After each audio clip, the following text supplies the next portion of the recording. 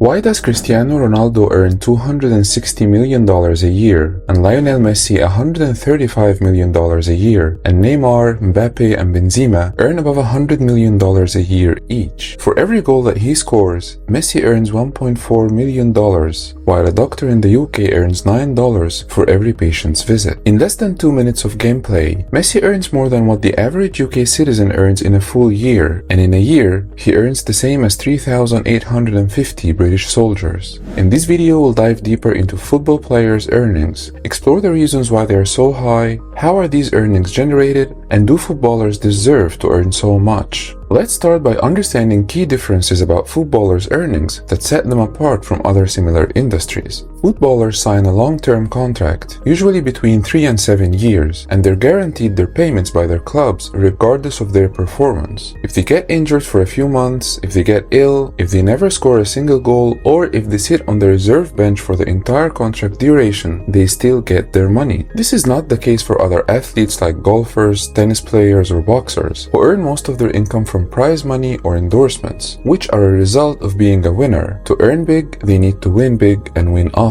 In the entertainment business, musicians can earn big money, but it's seen as deserved through popularity. Ed Sheeran earns $217,000 per day, but that's through music sales, royalties, and touring. People love him and love his music and are happy to buy his concert tickets and his songs. If he started to make bad music, his income would drop. However, a footballer under a contract who plays football that no one wants to see and does not perform, his income won't drop by a single penny. Movie stars are contracted to perform to a standard based on their past performance and their own personal commerciality. Their pay is contingent on reaching that standard. If they can't remember their lines, act terribly, or if they're injured and can't work, they are likely to be sued for breach of contract. One would argue that talented footballers are so rare, they spend years honing their talent, and they're paid highly for being an elite. But that's not the case for other important elites, who are even rarer than footballers. For example, the average pay for a neurosurgeon in the UK is £91,000 per year, while top earners get near £300,000 per year, which is less than many footballers. In England, there were 511 Premier League footballers, while there were only 301 neurosurgeons in 2016. Even though the neurosurgeon is rarer, the footballer earns much higher, and no lives would be lost if they take a day off. Popularity of football also does not justify the massive paychecks. Football has always been a really popular game. The current players are not making it any more popular or inventing anything new. They are merely the beneficiaries of football's pre-existing popularity. The club is much more than those who briefly play for it. People are in essence supporting the shirt. Thousands will still go to watch the Real Madrid football club team regardless of whether Toni Kroos is playing or not. There is little or no demand to see Toni Kroos play, so it's logical to ask, why is Kroos being so highly paid? It's easy to assume that supply and demand drives the professional footballer's earnings through the roof. But is there really any demand to see Toni Kroos play? No, there is demand to see the Real Madrid team play. That's different. Let's take Daniel Carvajal as an example. Was there another club which would have bought him for 10 million euros, so Real Madrid had to pay him 10.4 million? Seems unlikely. Would he not sign for just 1 million euros to play? The traditional market forces competing with each other and driving up Carvajal's wages do not seem present. So why do footballers earn astronomical wages despite all what's been mentioned? Or do they? The English Premier League is the most watched sports league in the world. Only 180 of the 1.5 million boys playing organized youth football in England will ever play a single minute in the Premier League. That's an 0.012% chance, slightly more chance of making it to the Premier League than being struck by lightning, but not by much. In England, there are more than 800,000 registered football players, professionally playing in more than 40,000 clubs, organized into more than 600 leagues. Out of all these leagues, only 4 are professional leagues: League 2, League 1, Championship, and Premier League, and here are the stats. In any other league, earnings will range from 0 up to 6,000 euros per month, not so much different from most people. So, from more than 800,000 players, only 1,836 players earn significantly higher than the average population. That makes only 2 out of every 1,000 players rich. Even the rich players are not equal. One average Premier League player earns the same as 51 League 2 players, or the same as the total earnings of 2 full League 2 teams. Mo Salah earns the same as 223 League 2 players combined. So the right question is, why do popular footballers earn extreme wages while most footballers are barely average earners? The first reason is the superstar wage effect. Over the past 40 years and throughout the major developed economies, the differences between wages of most workers and the few at the top have risen. For example, in the United States, the share of total income earned by the top 1% of earners more than doubled between the 1970s and the 2010s. In some markets, the output or income is concentrated among few individuals at the top who reap so many more rewards than their peers who are only slightly less talented. This is called the superstar wage effect. Superstars arise in some markets because of the imperfect substitution between individuals of different productivity or talent, and because technology allows the joint consumption of output. For example, in the music industry, consumers prefer better musicians and are unwilling to substitute with others whom they consider to be inferior. At the same time, musicians can reach large audiences at a low cost through technologies such as the internet. Thus, small differences in talent can lead to large differences in revenue and hence very large salaries for the most talented. Even without differences in individual talent, there can be a number of equally talented musicians, but consumers find it costly to search for and identify the very best musician, so they prefer to listen to the most popular musician even when there are other more talented but less popular musicians. In this way, superstars can emerge by chance simply because they're initially slightly better known than others or through opportune timing, not because of small differences in talent. Additionally, in markets where workers and firms are not able to commit to long-term wage contracts and where talent is only revealed through actual performance on the job, firms will excessively bid for known talent rather than trying out new talent. Because although talent may not be scarce, the supply of workers whose talent has been revealed is scarce. Notice the convex relationship between productivity and revenue under this phenomenon. Since slight improvements in the performance result in substantially higher earnings, a player who scores 10% more goals than another player may earn double the income. In football, the top players are paid superstar wages based on their talent, but also based on their popularity regardless of their talent. At the top, small differences in talent are multiplied into large differences in wages, particularly based on two performance measures: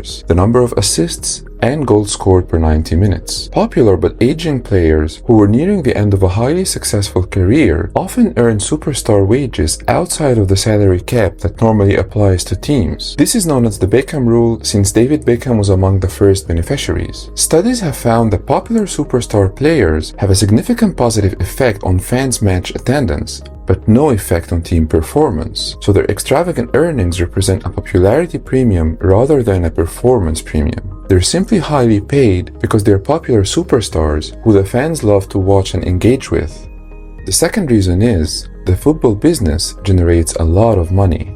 Remember when we said that there are less neurosurgeons in the UK than players in the Premier League, yet the players earn over 14 times higher? Well, that's because the National Health Service is a government-funded public service looking to maximize coverage for the national population and improve patient outcomes. After a decade of training in an extremely rare profession, a neurosurgeon is unlikely to leave the NSH to work for another public healthcare service because there isn't any. There is no unregulated wage spending that aligns with profits. The market rules of supply and demand do not apply to doctors. On the other hand, football clubs are businesses looking to maximize profits. Footballers are paid more than doctors because at their job, their trade generates more money. In 1993, the Premier League generated 205 million British pounds in revenue. In 2022, revenue was above 5.4 billion, an increase of 2,561% in a period where the consumer price index increased by only 94%. Football is increasingly generating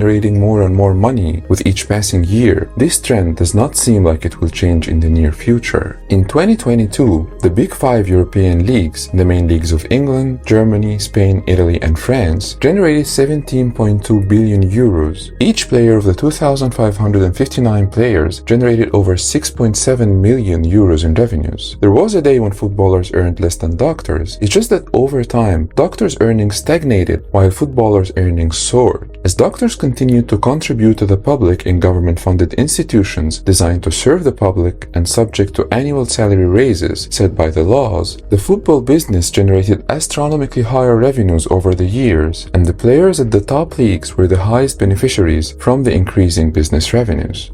The third reason is competition between teams.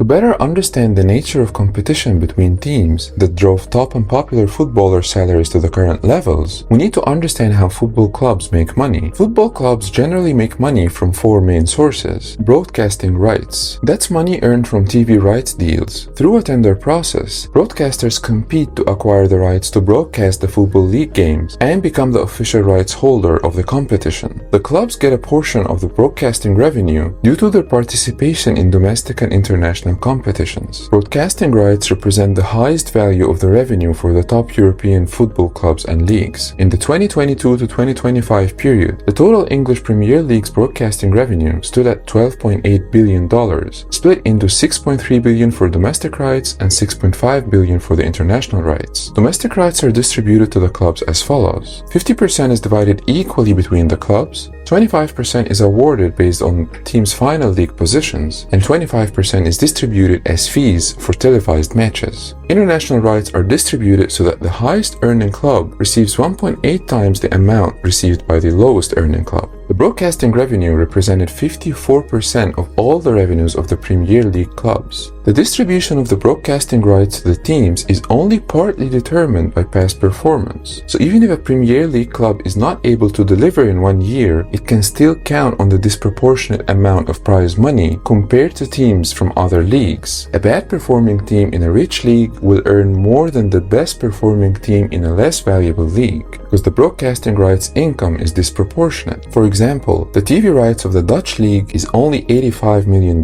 Ajax will never be able to consistently compete with the rich clubs in the Premier League. When Ajax reached the semi-finals of the Champions League by beating Real Madrid in the quarter-finals, Ajax received a nice amount of 78 million euros, while Real Madrid received 85 million euros despite losing to Ajax. Commercial and marketing.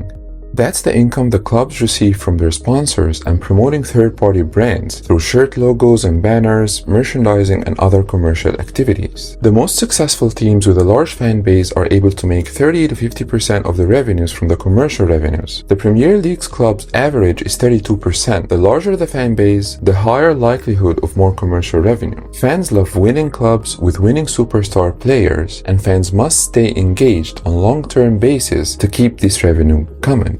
Match day and ticketing. That's the income from selling match tickets and food and beverage sales during the match day. In 1992, match day income represented 43% of the Premier League total revenues. Despite tripling since then, the match day share is now just 14%. Transfer market.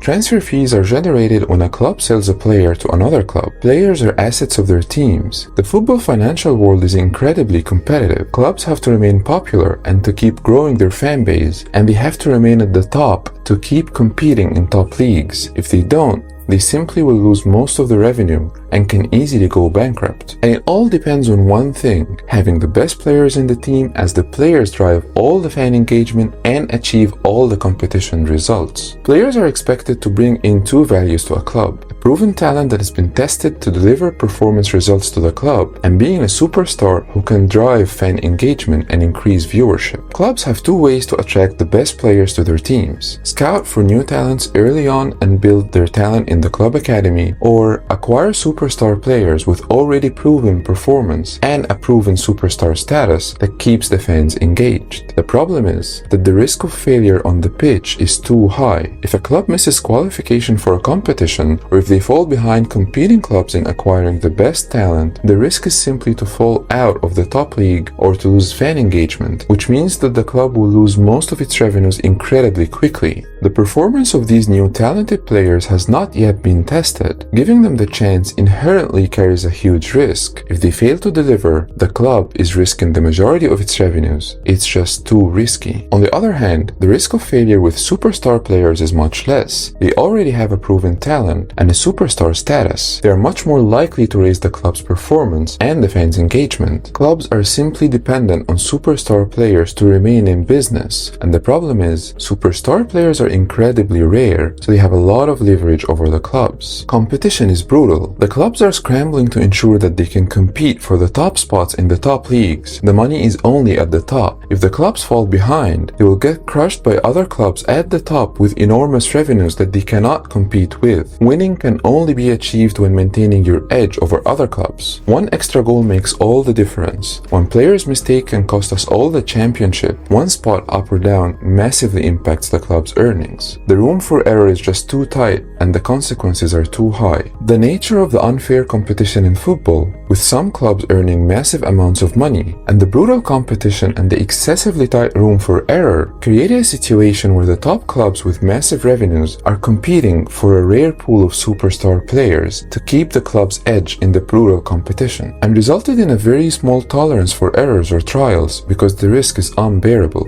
In 2020, only 4 Premier League clubs were able to make a profit, while 80% of teams in the league made a loss. Despite the ever-growing revenues, all the money that the clubs make basically get directly transferred to players and agents' inflated transfer expenses. Yet, taking these losses is still better than falling out of the league and risk losing the majority of your revenues. This scenario is the nightmare of the clubs. Superstar players and their agents are the largest beneficiaries of this situation. Other players who didn't make it to top clubs or top leagues face a different reality. Their clubs aren't making enough revenues to grow their pay in the same proportion as superstar players. And these players don't possess the same popularity as superstar players to drive fan engagement. Summary. We've explored 3 reasons why the top footballers earn astronomical earnings. Firstly, the superstar wage effect, which concentrates most of the industry earnings at the few top players. They are considered top either due to their performance or due to their popularity regardless of their current performance. They are highly paid because they are superstars. Superstars increase the fan engagement and the revenue for the clubs, and the consumers' behavior simply drives superstar wages because consumers prefer superstars and find it costly to substitute them with others who seem inferior. Thus, small differences in talent or popularity lead to massive differences in revenues. Secondly, football is a business that generates a lot of money for the top clubs. Over the years, the revenues generated by football has been growing astronomically. Unlike doctors who work in government-funded, non-profit institutions designed to serve the public, who saw their salaries stagnate and their trade does not generate money, footballers are working for growing businesses which generate much more money. And as the top football clubs' revenues skyrocketed, footballers in these clubs benefited from the massive earnings. Thirdly, with a brutal and unfair competition, top clubs in top leagues earn substantially higher than the rest of the industry, and the risk of failure or testing new talent is so high that it can cost the clubs to lose the majority of the revenues. The top clubs with deep pockets are excessively competing on a rare pool of superstar players with proven talent and popularity to ensure that the top clubs keep their edge and maintain their revenues. It's not about whether or not the superstar players deserve their high earnings. They probably don't. It's about the reality of the business world, brutal competition, the fear of the high risk of losing, strong market forces, coping with the consumer behaviors, and generating hard-earned revenues.